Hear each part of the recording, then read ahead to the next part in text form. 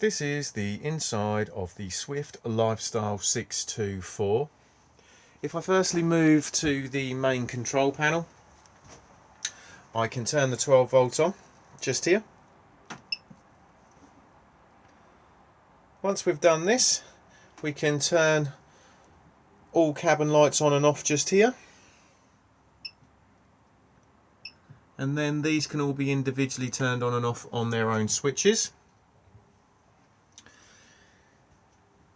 We then have view levels just here, so we can see the condition of the vehicle battery, condition of the leisure battery, how much water is in the fresh tank and how much water is in the waste tank.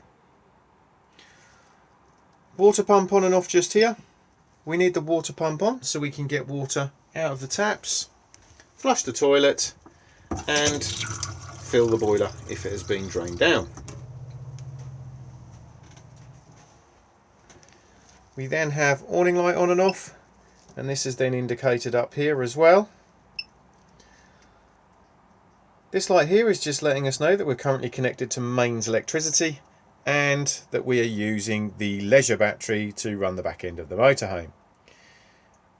If I now press the vehicle battery just here, you'll now see that we have switched over to the vehicle battery, and this is what is now running the back end of the motorhome. This is now also the battery that is being charged whilst we're connected to the main supply. If I now flick back, we are now back charging the leisure battery. If I now just come to the seating just here and just remove the cushions, and I now just lift up, you can see we have some storage underneath here, and then we also have the consumer unit. So here we have the main strip switches. So we've got the 3 individual MCBs just here, the main RCD and test button. So if anything's not working on main supply, just check to see if you've tripped at this point here. We then have the 12 volt fuses just here, and again they're numbered up, so if anything is not working on 12 volt, just check to see if you have blown a fuse. The buttons up here are mainly for the workshop, but if you press them it will just give you a voltage reading of the leisure battery and the vehicle battery and the battery amps that you are using. Full system shutdown just here, so if you're not using the motorhome for long periods of time, you can press this button and it will kill any residual draw on the leisure battery.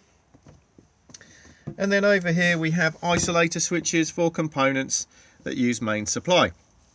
So we have the isolator for the water heater and the space heater. So if these are off, you will not be able to heat your hot water via the main supply, and you will not be able to heat the motorhome from the main supply. Battery charger on and off just here. You want the battery charger on so you can charge both the leisure and the vehicle batteries when connected to the mains, with the charger just being there. And this light will illuminate if you have reverse polarity connected to the motorhome. This can sometimes be found on some continental sites.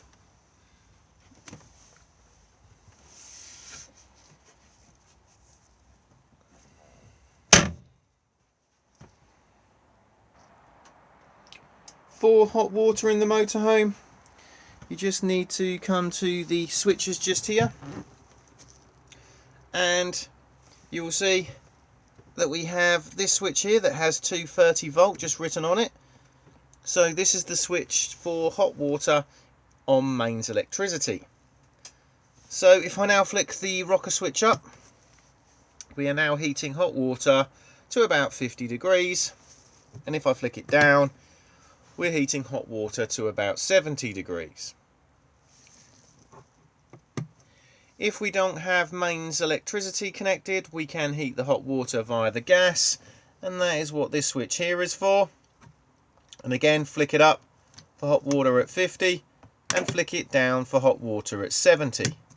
If it fails to light, due to the fact you've maybe forgotten to take the flue cover off, or your gas has depleted, etc., a red light will appear.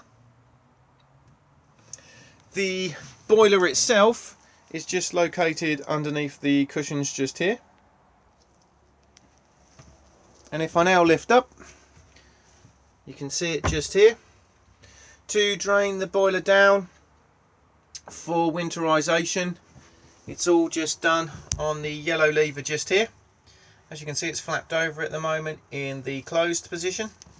To drain it down, firstly make sure that the water pump is turned off, and then just flip this lever so it's pointing up, and it will then drop all the water out of the boiler underneath the motorhome at this point here.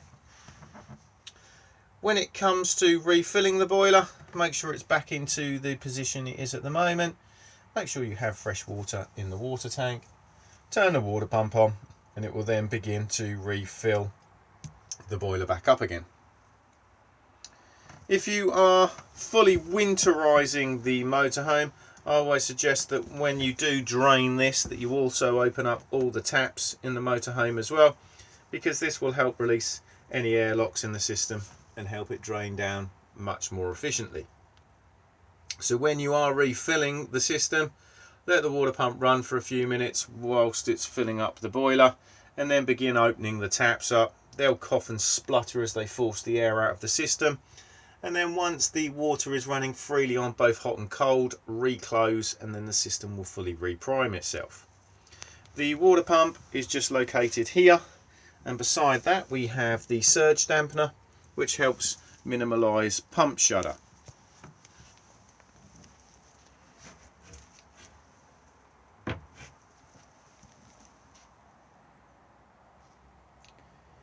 Heating in the motorhome is just done through the Truma fire just here, and this can work on either mains electricity or gas. If you are going to use mains supply, you just need to come to the control just here, and you'll see that you have an inner dial and an outer dial. The inner dial just controls the temperature, and the outer dial picks the power level. So if I flick it all the way down, we can run on 1 kilowatt or 500 watts, back to off again, and then we can run it on a much higher 2 kilowatt setting. This is mainly all just dependent on the amperage of the site you're on to try and avoid tripping. Regardless if you were running on main supply or gas, this little dial here just controls the circulation fan, which will then blow warm air out of all of the air ducts located around the motorhome. And to use this, just flick across and then control the fan speed on the dial just here. A will do absolutely nothing on this particular model, as you do need to have an additional thermostat fitted. Again, if you do not have main supply, you can obviously run this on gas, and all you need to do is just turn the dial here, hold it down, and then push the igniter. Usually when you let go, you can hear it whoosh. If not, you can always peer for the pilot light just located here, and then just control the temperature again just here.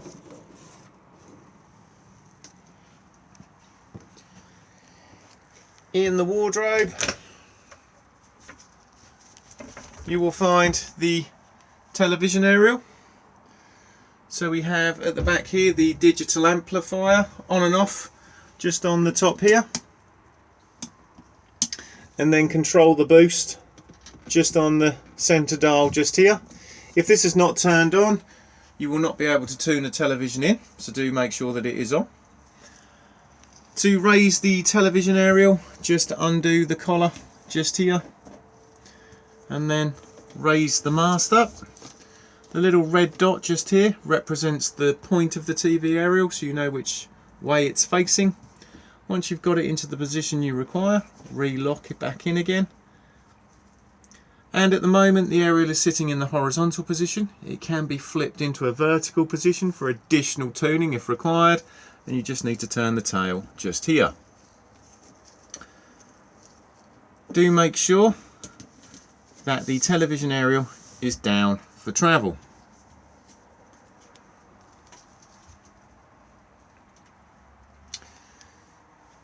There is a compartment underneath here, not for storage, it's just so you can gain access to the back of the fire, and you will also find some gas isolation taps. They are colour coded and correspond on the little sticker, and they should all be in the on position, and they can stay like that. If you do smell gas in the motorhome, go to the saucer and basically turn the bottle off.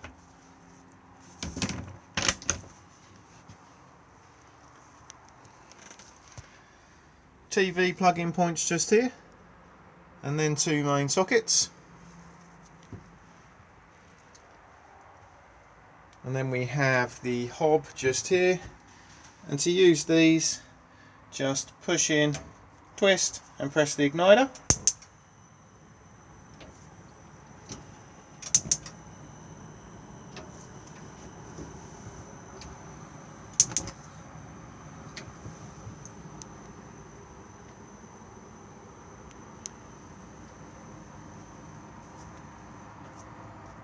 And then beneath that we have the grill and the oven. Push in to the left for the oven.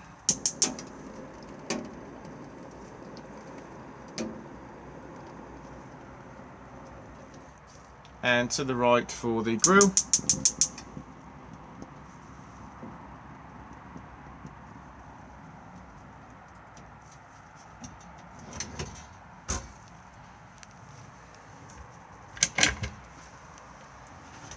Storage beneath, and again you will find some more gas isolation taps just here for the oven and the fridge.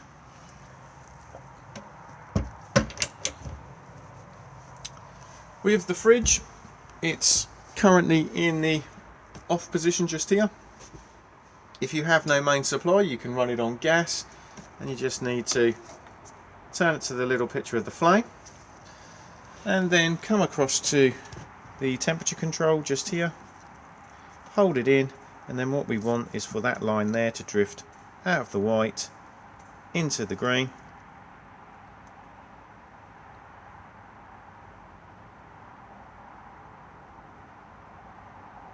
If you let go and it drops back off again, just repeat the process. This can sometimes take a couple of goes, especially if there's a bit of air in the system. But as you can now see, this is happily running on gas. And then you can alter your temperature. As soon as you turn it to anything else, it will then automatically put itself back out again. Next we have main supply with the little picture of the 2-pin plug, and then lastly we have 12 volt maintain just here. So this is the setting we have it on to keep the fridge cold whilst on the move. The engine does need to be running for this to work.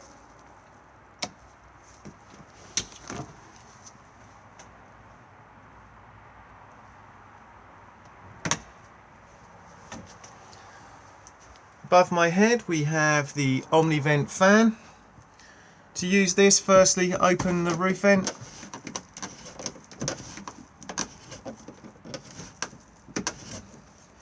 And then the middle button turns the unit on. And then we have arrows out for extraction and arrows in for cooling. And it's variable fan speed just by pressing.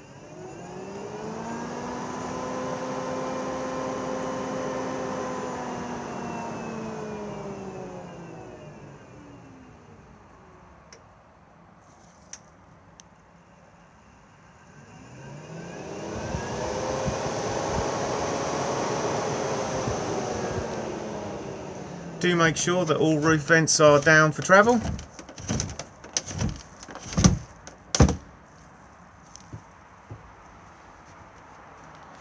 Step switch just here.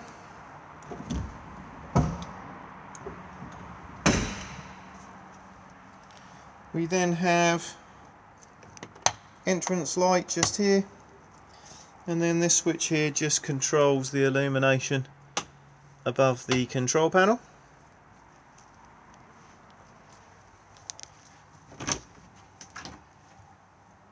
In the washroom we have the toilet just here. The bowl does swivel about. To open to the cassette, just slide the grey lever across and then push to flush just here. Level indicator just here, so this will illuminate to let you know when the cassette needs emptying.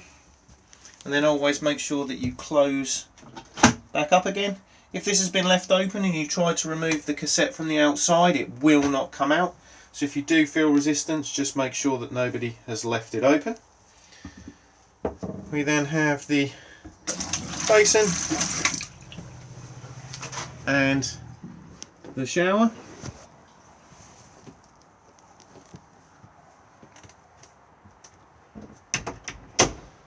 Over the cab we have the drop down double bed.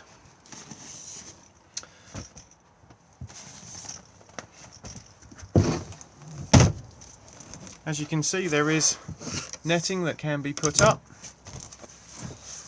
and then the ladder just clips on to these 2 points just here.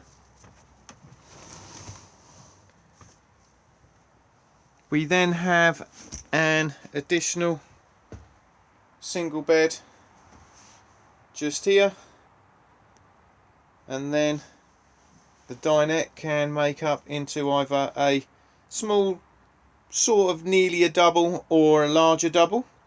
To do this, we firstly need to unclip the table. It's just a matter of lifting it up and unhooking it off, and then pushing this button in here to just fold the leg away. And then what we then want to do is then just drop it into this point just here.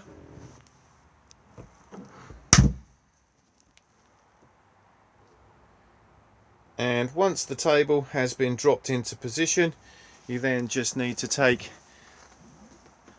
this cushion just here and drop it into place. And then if we then take this cushion just here, and as you can see, it's got this cutout just here, and that is what this infill here is for. You then just pop that into position and then drop this one in as well. And then as you can see, you then have a slightly smaller bed. For the larger double, you just need to undo and slide the sections both out.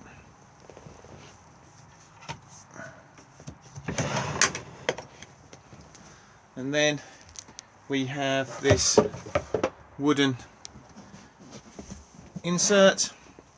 This then spans the gap just here.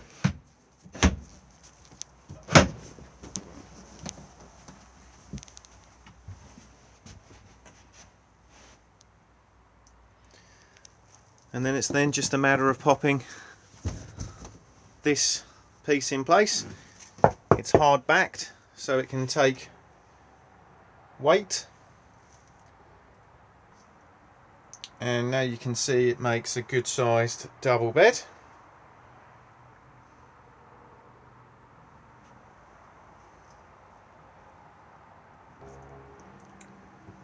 If I now just remove the cushions from the bench seat, you can see that we have storage. The back of the battery box just here. You can see the main fuse off the battery just there. And then we also have the fresh water tank. To drain the fresh water tank down, remove the cap, and then in the bottom of the tank there is a bung. Just follow your hand down the chain and pull the bung out. Never try to pull the bung out from the chain or you will snap it.